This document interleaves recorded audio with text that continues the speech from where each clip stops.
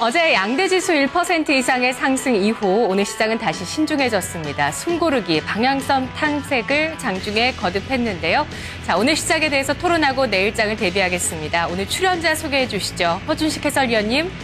네, 자 오늘은 토마토 투자 전문의 명준우 운용력 그리고 토마토 투자 클럽의 김정수 전문가 나와 계십니다. 어서 오세요. 네, 안녕하세요. 네, 반갑습니다. 자 오늘은 바로 키워드 확인해 보도록 하겠습니다. 자 고민한 앵커. 네, 오늘 장 탑10 10가지 키워드 가운데 첫 번째입니다. 오늘 모처럼 만에 이쪽에서 테마가 형성됐습니다. 3D 프린터, 제조업의 혁명이죠. 모처럼 관련 이슈가 부상했습니다. 미국의 제조업체 라칼 모터스가 3D 프린터를 이용해서 자동차 부속품을 만들어냈다는 소식, 또 나이키가 3D 프린터로 가방을 만들었다고 합니다. 생각보다 아주 큰 이슈는 아니었지만 그래도 3D 프린터 모처럼 만에 주가가 오르는, 주가를 자극하는 재료였는데요. 오늘 3D 프린터 가운데 TPC가 가장 강했습니다. 5% 이상 상승했습니다. 두 번째 키워드, 버핏과 태양광. 전 세계가 주목하는 투자의 달인 워런 버핏이 다시 한번 대체 에너지에 베팅합니다. 투자 규모를 150억 달러 더 늘리겠다라고 하면서 전체 300억 달러의 투자 규모를 밝혔는데요. 우리 돈으로 30조 5천억 원입니다. 자, 이런 소식이 태양광주의 주가 상승 모멘텀이 될 수 있을까요? 사실 오늘 주가 반응 시원치는 않았습니다. OCI가 0.6% 상승, 하나케미칼은 하락했는데요. 또 오늘 한 증권사에서 3분기 중국 쪽의 정책 모멘텀 기대하면서 태양광주 비중 확대를 권했는데 태양광주 주가 좋아질 수 있을까요? 세 번째 키워드, 네이버입니다. 오늘 오전장의 네이버의 주가 흐름 정말 주목됐습니다. 80만 원 선을 오늘 다시 돌파하는 시도를 나타냈습니다. 라인의 성장성 정말 입에 침이 마르도록 그동안 많은 증시 전문가가 얘기를 했는데 3월에 88만 원 주가 고점 돌파 이후에 조정을 받으면서 계속 박스권에서 횡보를 해왔죠. 오늘 모처럼 만에 80만 원 선 돌파. 자, 이것이 고 PER주의 매기 확산으로까지 이어질 수 있을까? 우리 탑10 전문가 가운데 한 분은 이런 부분을 주목했는데요. 아쉽게도 80만 원 선 복귀하지 못했습니다. 자, 오늘 토론 시작해 주시죠. 네, 자 3D랑 버핏 태양광 그리고 네이버 이렇게 올라와 있는데요. 먼저 김정수 전문가님 이 중에서 어떤 거 먼저 볼까요? 예, 버핏하고 이제 태양광 선택하도록 하겠습니다. 네, 버핏이 오늘 태양광에 아까 더 투자한다고 했다고 하는데 금액이랑 뭐 이런 부분 얼마 정도나 더 하게 됩니다. 일단 뭐 태양광 중심으로 일단 투자가 되는 게 맞고요. 지금 밝혀진 건 일단 150달러에 대한 추가적인 자금 집행을 하겠다라고 밝혔습니다. 그러니까 150억. 예, 150억. 우리나라 금액으로 치게 되면 15조 2천억 정도 되고요.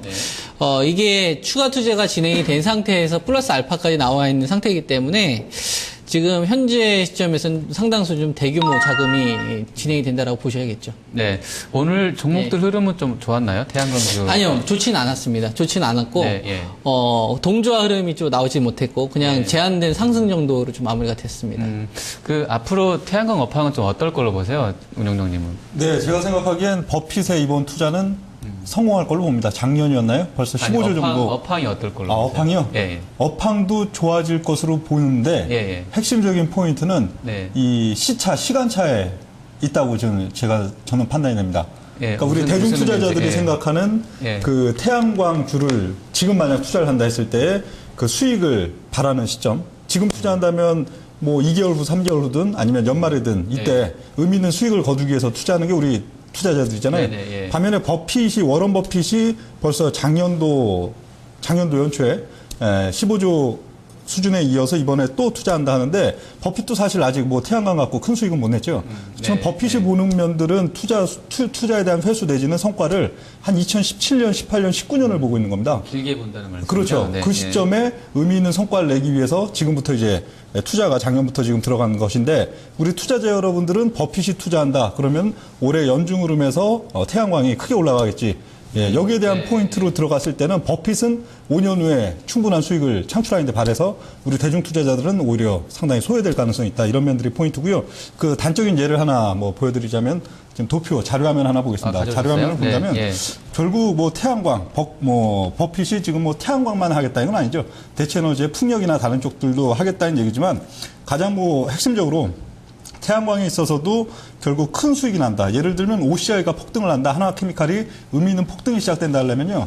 결국은 이 유가가 어느 정도 수준을 넘어가야죠. 140불이든 150불이든 넘어가면서 태양광에 대해서 이제 꼭 필요한 이제 뭐 시점이 왔다 이런 양상들이 돼야 되는데 이 유가에 있어서는 항상 특징이 경기 사이클에 초입 시점부터 유가를 들어올린 경우는 없습니다. 그럴 경우에는 경기가 죽어버리죠. 그렇기 때문에 경기가 다 좋아지고 나서 거의 막바지 국면에 갔을 때 급격하게 들어올리는 그 시점과 갖고 또 대체 에너지가 크게 부각받는 그런 현상이 나타나기 때문에 네. 이 태양광주가 시장에서 아주 주도를 하고 그리고 누구나 부러워하는 그런 시점들은 한 2017년은 가야 옵니다. 그렇기 때문에 업황 전망이랑 지금 주가 흐름까지 같이 전망해 주셨는데 그렇죠. 좀 긴 흐름에서 봤을 때는 버핏 견해로 봐서는 길게 봐서는 되는 업종이다 산업이다 보시는 거죠? 그렇습니다. 네, 중기적으로는 그렇게 본다. 네, 전문가님도 그러면 업황 전망은 좀 같은 견해신가요? 이렇게 좀 다릅니다. 길게 봐서는 좀 다른 견해세요. 예. 네. 저는 어떻게? 태양광은 이제 바닥 쳤다. 이런 관점이고요. 네. 태양광에서도 이제는 폴리실리콘만 된다. 실리콘만. 예, 폴리실리콘만 된다. 이 관점이고 바닥 치는 건 2분기 실적이 나오게 되면 3, 4분기부터 실적이 급격하게 좋아질 수 있다. 네. 이런 관점입니다. 그래서 네. 태양광 쪽에서는 2분기 실적이 나오게 되면 적극적으로 저는 공격을 해야 된다. 이런 관점이고요. 네네. 그 버크셔 해서웨이 쪽에서 지금 사업을 하고 있는 게 어느 쪽이냐면 이전에는 주식 관련된 상품이나 보험 관련된 상품이 되게 많았어요. 근데 이걸 다 에너지 관련된 사업을 진행을 하고 있는 거거든요. 네. 태양광, 풍력 이런 쪽에 진행을 하고 있는 겁니다. 전기 에너지에 대한 부분을 좀 생산을 키우려고 하는 건데 그렇게 되면 태양광 전체적으로 설치를 하고 그리고 나서 이걸 가지고 이제 수요를 창출할 수 있을 만큼 네. 이전만큼 시장이 크지 않습니다. 단 에너지로 어떤 전환을 하기 위해서는 폴리실리콘에 대한 수요가 나올 것이다. 그래서 지금 뭐 킬로그램당 15달러에서 22달러까지 일단 반응이 나왔는데 저는 이거는 이제 바닥 쳐서 3, 4분기부터는 좀 급하게 올라올 수 있다. 그래서 OCI 같은 경우는 2분기 실적이 나오고 나서 3, 4분기 타켓을 노리고 적극적으로 공격을 해야 된다. 이런 관점입니다. 그럼 지금 구간대부터도 이제 OCI는 좀 하락이 매수 멈췄다라고 바닥, 저는 봐요. 매수 바닥이 하락이 가능하다는 멈췄다고 보는 것이죠? 거고 추세 전환이 이루어진 시점은 2분기 실적이 나왔을 때. 그 전까지는 밴드 매매하고 네. 그리고 나서 2분기 실적 나오면 그때부터는 매수해서 끌고 가는 전략이 필요하다. 이런 주가 흐름은 관점입니다. 가팔라지는 속도는 이제 2분기 실적 공개된 이후로부터는 예. 좀 가팔라질 수 있다는 전망이겠고요. 그 리스크 요인을 잠깐 좀 봐야 될 것 같은데요. 수급 이제 다 좀 낙관적으로 말씀해 주셨는데 그 수요랑 이제 공급 쪽 보면 예. 하반기에 또 설치량 좀 점검해 봐야 되잖아요. 이런 예. 쪽은 어떻게 좀 나오고 있나요? 전망들이. 그러니까 지금 그 부분 관련돼서 답변을 드리면 이제 우리나라에서는 이제 하나 케미칼 같은 경우에는 네네. 태양광 쪽 관련돼서 이제 설치를 한다든가 이런 쪽을 좀 적극적으로 나서고 있는 상황이에요. 네. 네. 다만 실질적으로 돈 될 수 있는 부분 지금 설치와 관련된 거는 말 그대로 정부 쪽에서 추진을 하고 있지만 이게 지금 수익성으로 연결되기까지는 지금 네. 많이 힘듭니다. 네네. 하지만 폴리실리콘 관련돼서는 이제 전기 에너지에 대한 부분까지 이제는 이쪽은 진짜 실질적으로 수요까지 나올 수가 있기 때문에 태양광에서는 이전에는 태양광 관련된 주식이 다 올라갔잖아요. 저는 이제는 폴리실리콘만 된다고 보는 거죠. 그러니까 나머지 그쪽 뭐 모듈이나 이런 힘들다고 쪽들은 봅니다. 수익성이 예. 약화되고 있기 아직 때문에 너무 힘들다 보이는 거고요. 태양광 쪽에서 이제는 OCI나 폴리실리콘 관련된 기업만 해야 된다. 그쪽이 먼저 돌아설 거로 예. 보신다는 견해신 거죠? 예. 그럼 관련주들 관련해서 오늘은 이제 조금 주춤했다고 보셨는데 앞으로 좀 눈여겨볼 만한 종목 먼저 그 운영료님 어떤 쪽 혹시 보고 계세요? 태양광 저는 관련해서는? 태양광 라인에서 오히려 지금 싼 종목 많이 빠졌기 때문에 싸고 네. 올해 조정을 받았기 때문에 싼 네. 한화 계열이 오히려 좀 매력이 있다고 봅니다. 한화 케미칼 그리고 뭐 한화 쪽들이요? 이런 한화 쪽들이 쪽들? 예. 그리고 전문가님 역시 그럼 OCI 네, 저는 OCI 이외에는 투자하면 안 된다고 봅니다. 그러니까 1등 주식만 아니요. 폴리실리콘 폴리실리콘 업체만 해야 된다는 관점입니다. 네. 예. 네, 알겠습니다. 자, 정리가 되는데요. 전체적으로는 두 분 전문가님 모두 좀 그 업황은 좋게 보시는 것 같아요. 근데 시차가 조금 다르다라는 표현을 좀 써주셨지만 한 방향으로는 좀 좋아질 것으로 보고 계시고 종목들은 뭐 하나케미칼, OCI 이런 쪽들로 조금 다르게 선별해서 좀 나오는 것 같습니다. 자, 다음 키워드 바로 확인해 보겠습니다. 자, 다음은 네 번째 키워드. 비료주 들썩. 올해 엘니뇨 같은 이상기후 전망되고 지금 우리나라는 장마철 본격 앞두고 있습니다. 어제 천둥 번개가 정말 대단했죠. 어젯밤에 일산에는 우리나라에서 보기 드물게 토네이도가 발생했습니다. 10분 만에 모든 게 초토화됐다는데 정말 언제나 안전에 유의하십시오. 이렇게 날씨가 변화하는 가운데서 비료주가 강세입니다. 남해화학 오늘 52주 신고가, 효성 OMB 6% 가까운 상승이었어요. 자, 다섯 번째 키워드는 세아그룹주입니다. 세아그룹주가 실적 개선 기대감이 있습니다. 1분기도 실적이 좋았고 2분기도 개선될 수 있다는 시나리오인데요. 실적이 좋은 철강, 세아베스틸, 그리고 지주회사 세아홀딩스, 특히 세아홀딩스가 13%의 강세. 자, 철강주는 원화 강세, 수혜주이기도 합니다. 여섯 번째 키워드. 신고가 대 신저가 보겠습니다. 자, 오늘도 신고가와 신저가가 나왔는데요. 좀 비교할 부분이 있습니다. 우선 우선주의 신고가 흐름이 계속 지속되고 있고요. LG 하우시스 우선주, LG 우선주, CJ 우선주 등 롯데칠성 우선주도 있네요. 이런 종목들 강세입니다. 그리고 IT주들 가운데 LG와 삼성의 운명이 엇갈리고 있는데요. 계속 이 시간에 짚어드렸듯이 G3 효과로 LG그룹주 오늘 또 신고가 나온 종목이 있습니다. 반면에 삼성전기가 스마트폰 판매 부진에 따른 실적 부진 전망되면서 오늘 52주 신저가로 떨어졌습니다. 자, 7번째 키워드는 이케아를 품다. 가구 공용 이케아의 한국 진출, 업계의 빅 이슈인데요. 이케아를 품는 기업이 있다고 합니다. 오늘 한 언론의 단독 보도로 나온 소식입니다. 이케아의 배송 서비스를 맡는 업체로 한진과 CJ 대한통운이 유력하다는 소식에 따라서 이들 종목군이 상승했습니다. 어떤 걸 토론해볼까요? 허준식 해설위원님. 네. 자, 이제 비료주라든지 세아그룹주 조금 새롭습니다. 그리고 신고가 신저가 나와 있고요. 이제 이케아 관련해서도 이제 그 수혜를 볼 수 있는 쪽들로 좀 분석이 되고 있는 것 같은데요. 자, 이번에는 명준호 의원님께 선택권 드릴게요. 어떤 거 보고 싶으십니까? 네, 신고가, 신저가 쪽을 보겠습니다. 네, 자, 신고가 하면 이제 또 우선주들 신고가 또 좀 최근에 많이 일부 나오고 있는데 어떤 쪽들이 좀 강세인가요? 이쪽에서는? 네, 우선주에 있어서는 좀 그야말로 시가총액 작은 우선주뿐만 아니고 네. 좀 대형 기업들에 대한 우선주가 되겠죠. 예를 들면 뭐 LG나 CJ 또는 뭐 삼성물산 등등의 네, 네. 그 본주에 비해서도 우선주의 초강세 흐름들이 나타나고 있는데 이 우선주 강세가 아주 새로운 건 아니죠. 작년에 경험이 있습니다. 네, 작년 딱 한 1년 정도 됐는데 작년 5월 달 정도에 이 우선주들이 이렇게 초강세 흐름들이 나타났는데 그리고 결과는 좀 안 좋았죠. 6월 달에 장세가 또. 세게 지금 다시 강세로 가는 이유 뭐라고 보세요? 그러니까 이 우선주 강세라는 거는 시장에서도 뭐 원론적으로도 상당히 좀 부정적인 신호이긴 합니다. 우선주 강세라는 거는 기본적으로 그 좀 거래량이 활발하고 네. 또 시장의 대표적인 종목들이 되겠죠. 뭐 IT 자동차, 화학철강 등등의 중심 종목들이 단기적으로 뭐 외국인이 봤을 때도 또 뭐 국내 기관이 봤을 때도 네. 마땅히 밀만한 종목이 없다. 이럴 때 진짜 마지막 순간에 미는 종목들이 항상 우선주. 아, 그렇게 보시는군요. 예, 네, 그래서 네. 작년 같은 경우에도 우선주가 랠리가 한 보름 정도 나타나고는 시장이 좀 많이 꺾인 적이 있는데요. 그러니까 시장 끝물에서 항상 우선주가 강세다는 그런 그렇죠. 견해죠. 예. 네. 그런 면들 때문에 네. 우선주가 최근 상당히 강한 양상들이 나왔던 거는 또 시장에 있어서 좀 부정적인 신호가 될 수 있다 그렇게 보입니다. 네. 자, 전문가님은 좀 요즘에 뭐 신고 신저가 흐름들에서 좀 어떤 쪽 주목을 하고 계세요? 예, 뭐 네. 앞서 이제 우선주에 네. 대한 부분은 워낙 앞서 이제 네, 전문가님께서 너무 자세히 이야기해드렸기 때문에 생략을 하도록 하고요. 동국제강이나 이제 삼성전기나 이제 락앤락, YG엔터 예. 최근 들어서 이제 시장 대비 심각하게 좀 급락하고 있는 네네, 주식들입니다. 그러니까 동국제강 같은 경우는 적자 한번 기록했다가 유상증자 좀 나오면서부터 이렇게 급락하기 시작했던 주식이고 삼성전기 같은 경우는 일단 뭐 갤럭시에 대한 부분이 기대치를 네, 예. 충족을 못하다 보니까 락앤락도 마찬가지고요. YG엔터도 마찬가지고 그러니까 주식이 이전에는 신저가를 좀 기록을 하게 되면 어느 정도 기술적 반등이라는 걸 했는데 적자가 한번 나오게 되면 이게 최소한 1분기 이상은 좀 간다는 얘기입니다. 그 다음에 좀 네. 흑자로 돌아설 수 있나. 그래서 1분기 적자가 좀 심각하게 나온 기업들 같은 경우, 특히 재무제표에도 기준이 있거든요. 예. 이자야 보상 비율이 3 미만인 기업들은 아예 좀 분기 단위로 완전히 버린다. 이런 특징이 좀 신저가에서 나오고, 신고가 나오는 기업들은 1분기 일단은 실적이 잘 나온 기업들, 어닝 서프라이즈가 나온 기업들은 빠져봤자 박스권이다. 2분기 실적이 나올 때까지.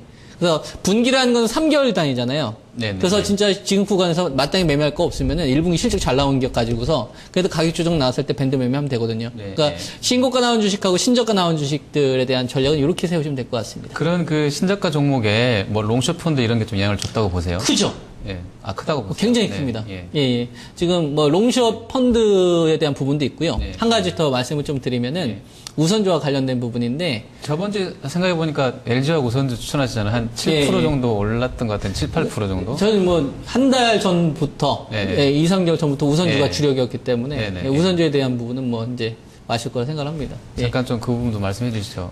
우선주 뭐 이런 뭐 쪽들. 오늘도 또 다시 추천할 거니까 아, 그때 추천 이야기- 주세요. 그 종목에. 예, 예, 아, 오늘, 그러시군요. 오늘 다시 이따가 좀 짚어드리면 될것 들어보겠고요. 같고요. 예. 그러면 지금 이렇게 이제 우선주들이 강세에 나오고 있는 것은 또 이제 운영료님은 좀 고점 징후다. 그러니까 시장 전체의 고점 징후이기 때문에 자금들이 그쪽으로 쏠린다라고 해주셨고, 뭐 신저가는 뭐 사실 뻔한 얘기일 수도 있겠는데 실적이 워낙에 또 안 좋았던 쪽들은 뭐 한 개 분기 정도씩 말이 꺼지는 그런 흐름이다라고 해주셨는데, 요런 어떤 그 그 패턴들 속에서 그래도 좀 해볼 만한 쪽들이 좀 있을 것 같은데 좀 관심 있게 보시는 뭐 아주 많이 빠졌다거나 아니면 우선주 중에 좋은 종목 중에 좀 관심 있게 보시는 종목 있으세요 혹시?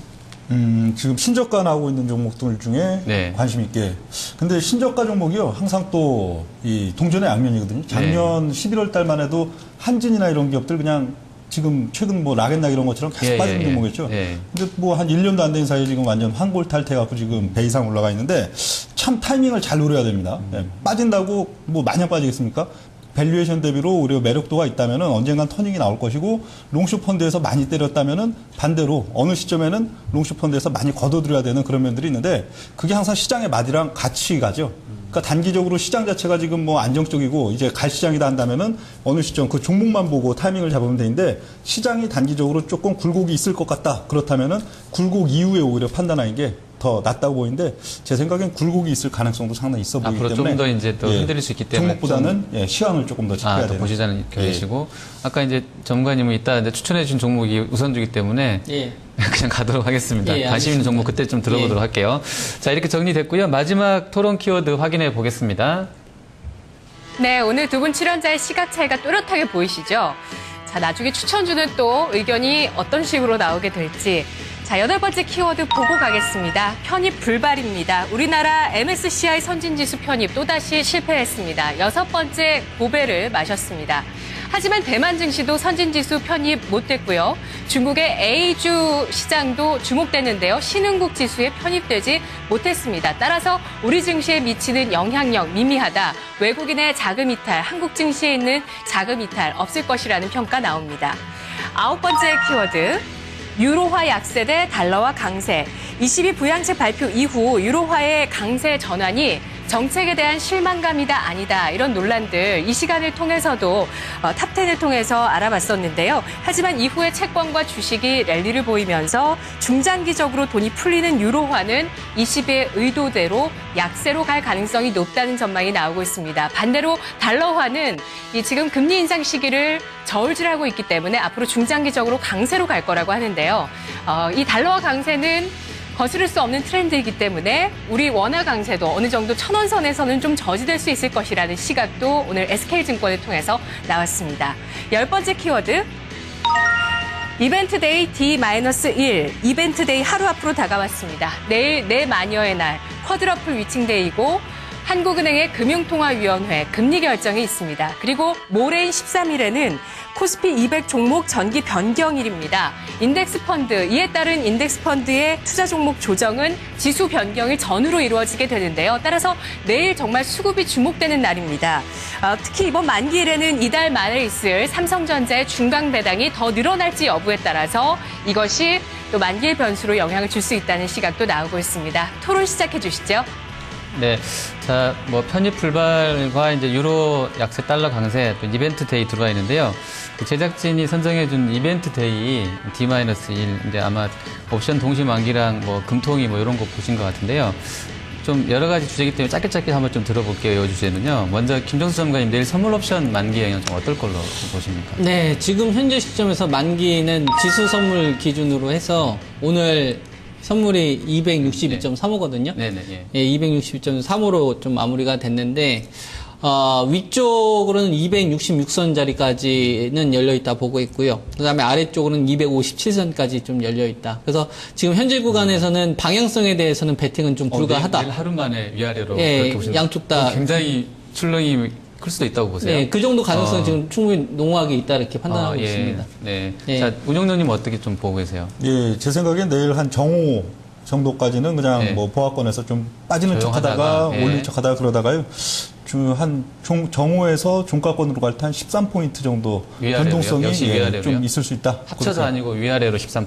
그렇습니다. 위로는 뭐 2027, 예. 뭐 밑으로는 글쎄요. 예, 하여간 위쪽은 만기는 조금 더 갈 걸로 보세요. 흔들림이. 만기는 비교적 강한 양상을 지향할 걸로 보이는데 네. 만기 후 시점이 이제 또 중요한 변곡이 될 가능성이 있어 보입니다. 네. 저 전문가님은 굉장히 위아래 좀 크게 보시고 오히려 이제 운영자님은 약간 이제 오전장은 조금 조용하다가도 한 13 정도 위아래로 흔들림이 있을 것으로 보셨네요. 자, 그러면 이제 코스피 200도 구성 종목 변경도 있다고 하는데요. 마감 종가로 해서 이제 금요일 날부터 적용된다고 하는데 금액이 제가 보니까 코스피 200 그 인덱스 추종하는 인덱스 자금이 14조 원 정도가 된다고 그러는데요. 예. 지금 뭐 종목들은 다들 이제 공개됐잖아요. 뭐 7개 들어오고 빠지는 거. 근데 요 중에서 한번 좀 여쭤볼게요. 잠깐 이제 혹시 잊어버리실 수도 있으니까 제가 이제 종목 잠깐 제시해드리면 한국타이어랑 뭐 KPS, 뭐 콜마, 삼리식품 정도 들어온다고 그러고요. 광동제약도 들어오네요. 그리고 이제 뭐 GS건설하고 뭐 KPX 케미칼 또 웅진에너지, 뭐 한올바이오파마 이런 쪽들 조금 일부 종목 빠진다고 하는데 혹시 이 중에서 관심 있게 보고 계신 종목군들이 혹시 있으시면 저는 없습니다. 안 보고 계시고 예. 또 저도 뭐 오영훈님 특별히 예. 이 중에서는 특별히 안 보고 계세요. 예. 그러면 바로 마지막 질문 드려볼게요. 금통위가 내일 또 있잖아요. 예. 금통위가 이제 항상 보면 10시 때 전후로 해서 발표가 되게 되는데 역시 내일 어떻게 좀 보세요? 지금 전망은 다 동결 나온다고 하는데. 예. 지금 뭐 금리에 대한 부분은 동결 아니면은 인상 쪽에 대한 부분이 전 진행이 될 걸로 봅니다. 오히려 인상 얘기를 할 수 있다는. 예. 금리 인하는 현재 시점에서 좀 불가하다라고 봅니다. 그렇게 보시는 이유가 환율 때문에 네. 그렇습니다. 만약에 여기서, 예. 현재 상태에서 만약에 금리 인하까지 진행이 된다고 한다면 네네. 원화 강세에 대해서 추가적인 액션을 아무것도 안 하는 상태가 돼버린 거기 때문에 네. 나중에 할 말이 없는 거거든요. 그래서 현재 시점에서는 선택할 수 있는 게 동결 아니면 좀 인상에 대한 조치가 중장기적으로 진행이 될 수밖에 없는 구조다. 이렇게 판단을 하고 있습니다. 만약에 그러면 내일 만약 그런 좀 올라간다는 쪽으로 말이 나오게 되면 시장 영향은 좀 어떨 걸로 보세요? 만약에 금리가 뭐 동결이나 좀 인상에 대한 부분이 나오게 되면은 네. 단기적으로는 보험사들 있잖아요. 오히려 삼성생명 이런 쪽한테는 좀 단기 호재가 좀 될 수 있다고 판단을 하고 금융주가 강세 흐름 보일 수 있는 계기라고 봅니다. 오히려요? 그런 예. 쪽들이? 운영용님 내일 전망 어떻게 하세요? 예, 저도 뭐 인하 쪽보다야 뭐 인상에 대한 가능성들이 되겠는데 네. 내일은 아니지 않을까 싶습니다. 금리 인상에 대한 게 하반기에 나오긴 나올 걸로 보이는데 예, 그렇게 보시는 이유는 역시 예, 마찬가지 예, 뭐 그 원달러에 대한 면도 그렇고 또 네. 글로벌 지금 트렌드 자체가 결국 네. 이제 인상에 대한 저울질을 해야 될 때인데 우리 한국은행에서 선제적으로 미국보다 앞서서 가기보다는 미국에서 FRB에서 아주 의미 있는 신호를 줄 때 네. 예, 그때 가갖고 이제 인상이 시작되지 않을까 그렇게 지금 판단합니다. 네, 그러면 내일은 일단 뭐 크게 지금 의미가 없는 그런 회의가 될 수 있을 것 같은데 운영님 견해로는 만약에 동결 나온다 그러면 시장은 그냥 뭐 좀 밋밋한 정도라고 보세요? 아까 그래서 예. 예측을 12시까지는 조용할 거라고 해주셨나요? 아닙니다. 그거랑 네. 상관없이 예, 시장 지금 돌아가는 폼이 그렇다는 전체 거고요. 흐름 자체가 예. 금통위는 그런 별로 금통위는 변수는 크게 아니다. 지금 변수가 아니라고 지금 예, 봅니다. 알겠습니다. 자, 마지막 키워드까지 살펴봤습니다. 네. 한국은행이 지금 침체된 내수와 원화 강세 이쪽을 어떻게 잡을 수 있을까요? 자, 그렇다면 내일장까지 가져갈 키워드를 확인해 보겠습니다. 저는 내일장 또 네이버가 80만 원 선 새롭게 도전할 수 있을지 그리고 세아그룹주 함께 살펴보도록 하겠습니다. 정석투자 전문가님, 내일장 어떤 키워드 가져가시겠어요? 내일장 키워드는 신고가, 신저가 키워드 가져가도록 하겠습니다. 네, 운영용님은 어떤 키워드 가져가세요? 예, 저는 삼성전자 키워드 여기 없는 키워드를 가져가겠습니다. 여기 10개 안에 안 나와 있는 거요? 예, 예. 잠깐 들어봐야 되겠는데 역시 기대를 저버리지 않은 키워드 선정이시네. 전자 왜 보시는 거세요? 예, 내일 키워드보다는 내일 모레 키워드가 되겠는데요. 내일 예, 모레요? 모레, 금요일 키워드. 예, 출연 일주일에 한 번이니까요. 예. 결국 지금 만기 이후에 지금 예. 삼성전자라고 보입니다. 결국 삼성전자 때문에 지수가 빠지고 올린 것보다도 네, 예. 만기 이후 지수 방향성에서 단기적으로 좀 충격을 준다면은 삼성전자 뭐 단기적으로 내일 정도까지 세워놓고 예, 모레부터 빼면 딱 3봉이잖아요. 예, 그런 양상으로 지금 전자를 가져갈지. 그럼 모레부터 뺄 거라고 보세요? 뺄 시장이? 가능성도 있기는 있는데 삼성전자를 빼는 신호가 나오면은 만기 이후 단기적인 지수가 상당히 어려울 수 있다. 그렇게 지금 그러면 보여지고. 전자 빠지면 오히려 또 다른 종목은 된다고 그- 보세요? 아니죠. 다른 종목들이 같이, 오히려 충격을 같이 더 많이 이번에- 받을 수 있기 때문에 예. 그렇게 보고 삼성전자를 반면에 뭐 금요일 월요일 넘어갈 때도 오히려 한 뭐 140만 원대 중후반 계속 유지시키고 안정적인 죄송하지만 분위기면 그렇게 이렇게 조정이 내일 없을 수 모레 있다. 내일 예. 모레 빠진다고 보시는 혹시 근거가 있으세요? 아니면 어떤 뭐 기준선이 있나요? 뭐 반드시 보시는- 내일 모레여야 되는 이유요?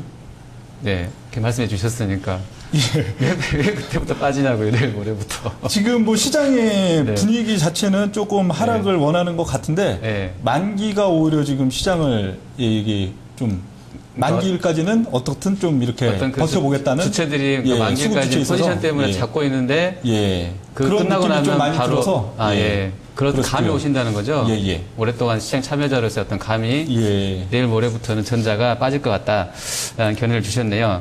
자, 공략주 바로 좀 점검을 해볼게요. 먼저 아까 전문가님부터 잠깐 흘려주셨는데 예. 우선주 중에 아까 LG화학 우선주? 예, 네, 그러니까 그 실전에서는 이제 뭐 다른 쪽을 많이 매매했는데 네네, 예. 그 일단 공개적으로 이제 여러분한테 말씀을 드렸던 게 이제 LG화학 그때 우선주였고요. 그때 추천드렸던 게 이제 16만 5천 원에서 제가 그때 매수하시면 된다라고 말씀을 좀 드렸었습니다. 그때 네네, 이제 제시해드린 목표치가 이제 19만 원이었고, 요번에 다시 조정이 나오면 저는 잡아도 된다라고 봅니다. 그러니까 매수매도 반복해서 수익을 계속 챙기면서 가는 전략도 필요하고요. 그 다음에 만약에 다시 조정이 나오게 된다면은 한 17만 2천 원 선자리, 17만 2천 원 선 정도 자리에서 좀 매수를 좀 진행을 하시고, 그리고 목표치는 그대로 19만 원으로 가고요. 손절 가격은 16만 2천 원짜리, 이 자리가 이제 기준가가 위치하기 때문에 이렇게 좀 잡으시면 될 것 같습니다. 그때 저희가 좀 바빠서 이제 왜 갖고 오시는지를 잘 자세하게 못 들어봤는데 네. 요거 보시는 이유가 좀 들어볼게요. 네. 그러니까 우선주는 매매하는 다 방법이 딱 있어요. 네. 삼성전자 우선주 같은 경우는 아예 전 매매를 못하게 합니다. 왜냐면 보통주하고 계리율이 0.7 이상을 넘어가기 때문에 현대자동차 우선주나 이런 거는 못하게 하고. 좀 비싸다는 말씀인 거죠? 아니, 그러니까 보통주하고 계리율이 적게 되면 기대 수익률이 적어요. 그러면은 펀드 매니저도 편입을 적극적으로 하지 않습니다. 기본적으로 구성하는 인덱스만 구성을 하고, 지금 시장에서 자금들이 유일하게 유입되는 쪽이 있다.